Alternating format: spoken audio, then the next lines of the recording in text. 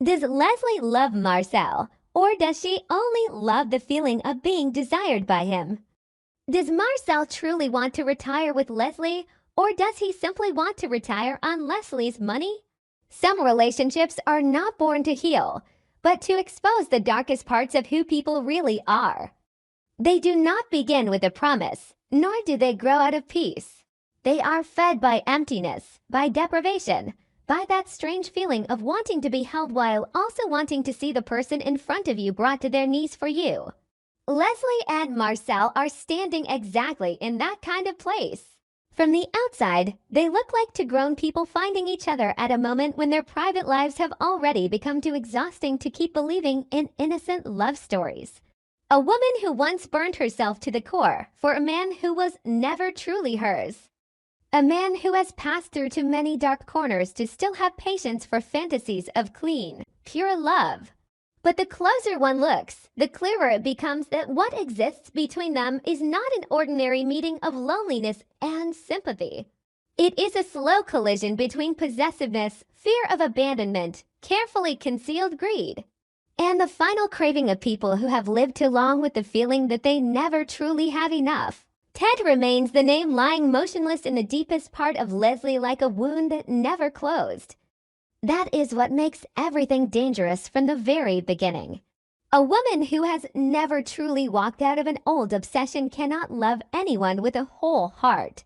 She may laugh, she may provoke, she may allow herself to lean on another man, but deep inside, every movement is still controlled by the one question she has not dared confess even to herself. If Ted came back, would she be willing to trade everything just to run to him? That question is the shadow hanging over Marcel, not money, not age, and not the teasing remarks about his retirement boat. Leslie may be beside Marcel. She may feel relieved that there is finally a man who is not frightened by the sharpness, the instability, and the almost dangerous edge inside her. But feeling seen does not necessarily mean feeling loved. Sometimes it is only another form of addiction. We cling to the people who make us feel powerful, who remind us that we can still make someone spin out of control, that we can still make an experienced man stay longer than he planned. And for Leslie, that is especially seductive because it gives her something Ted never gave her completely, a sense of control. But that is exactly where this relationship reveals its darkest nature. Leslie is not simply searching for love. She is searching for a mirror that can reflect her worth back to her after the wounds Ted left behind.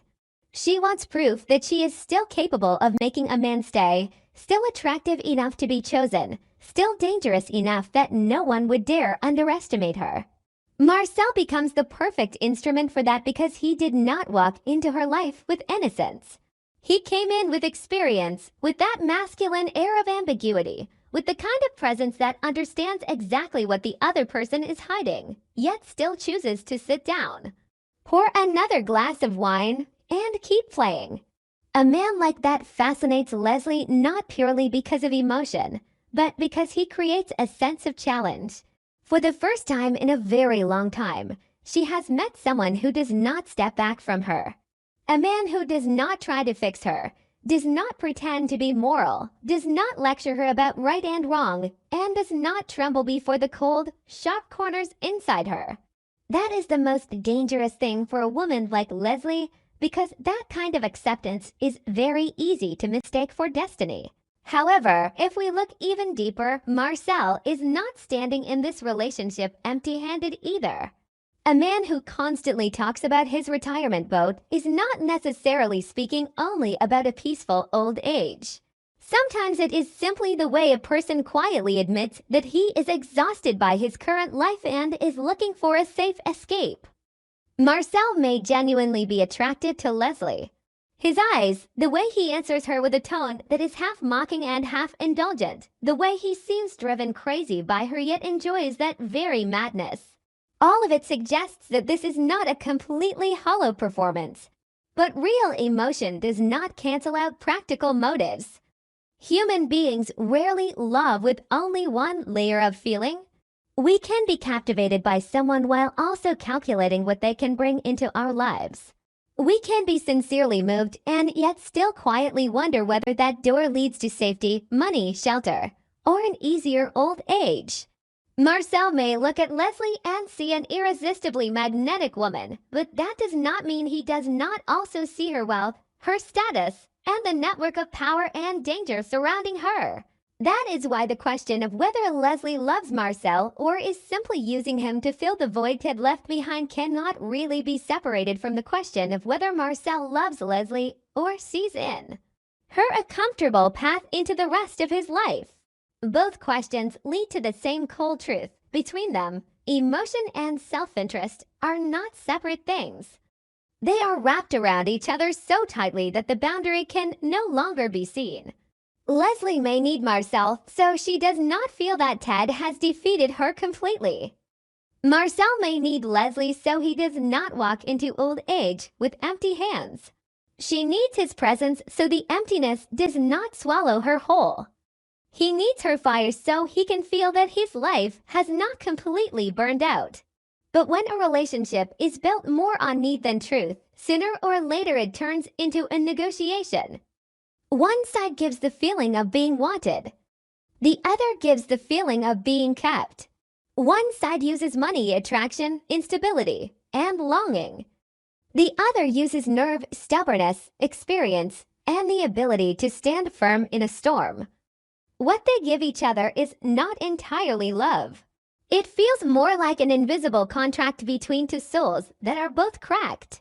What makes this relationship even more haunting is that both Leslie and Marcel are intelligent enough to distrust each other, yet lonely enough to continue.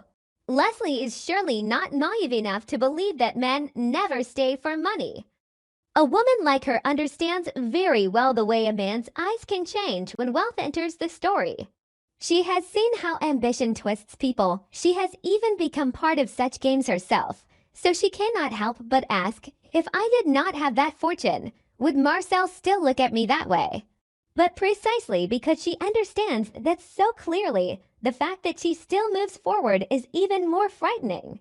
Because when a woman knows the danger and still throws herself into it, it is usually not because she trusts too much, but because she needs too much.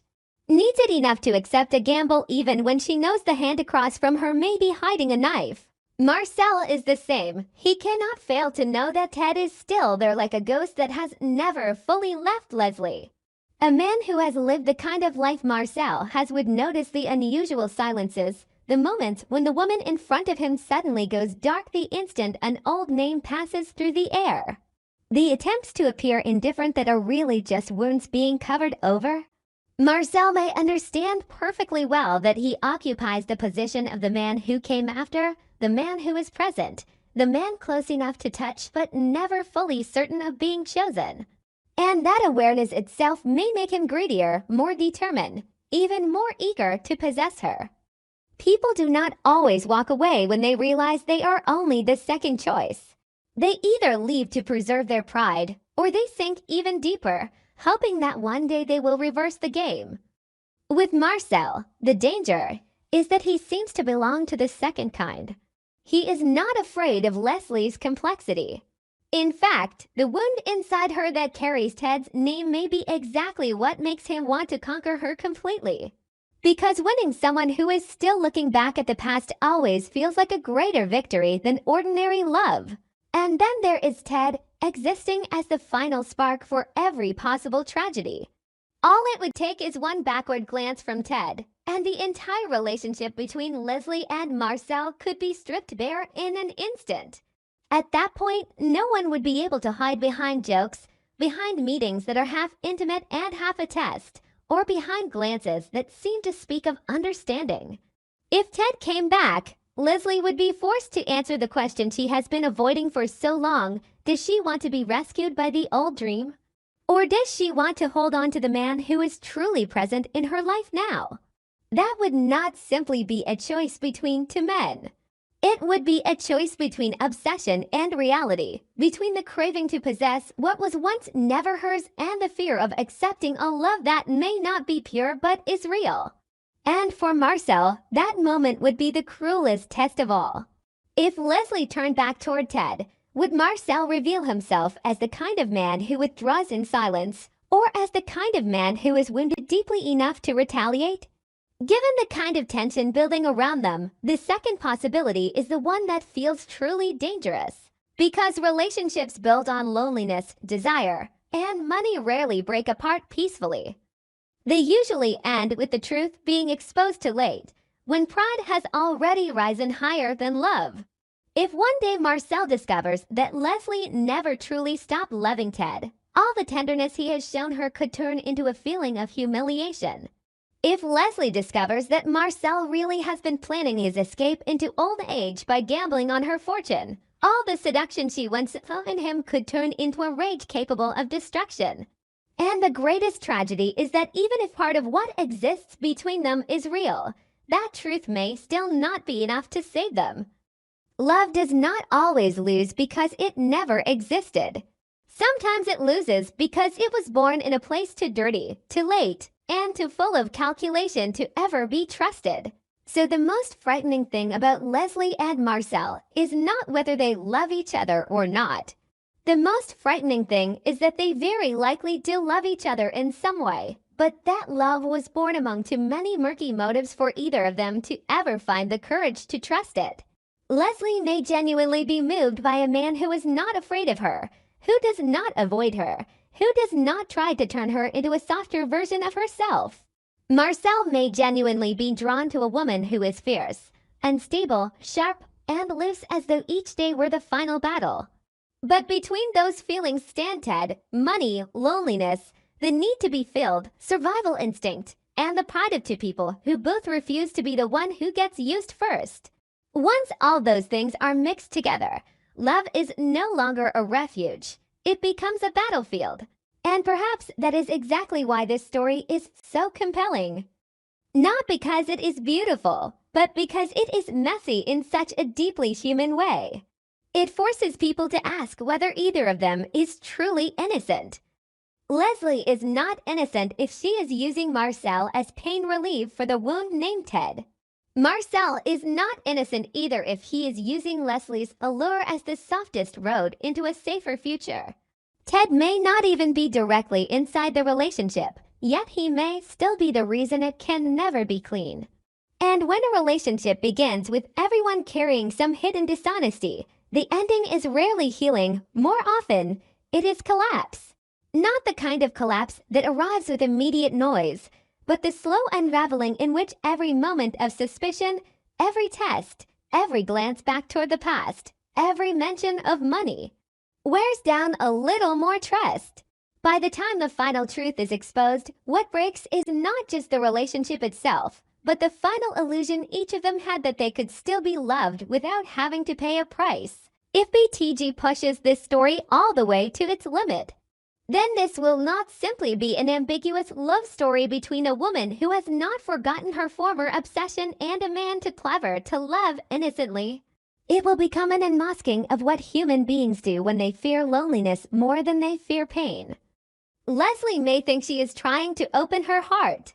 Marcel may think he is playing a profitable game. But in the darkest stories, people often realize too late that they were never the ones controlling the board. They were only two pieces being pushed toward each other by their private emptiness, until in the end they either sink together or one survives by betraying the other first. And in a relationship built from obsession, ambition, money, and the desperate need to hold on, betrayal is not some distant possibility. It is almost destiny. What do you think about Leslie and Marcel? Does it make sense for them to come together? Are they each other's missing piece, or just each other's lack? If you found this video helpful and interesting, please support me with a like and leave your thoughts in the comments.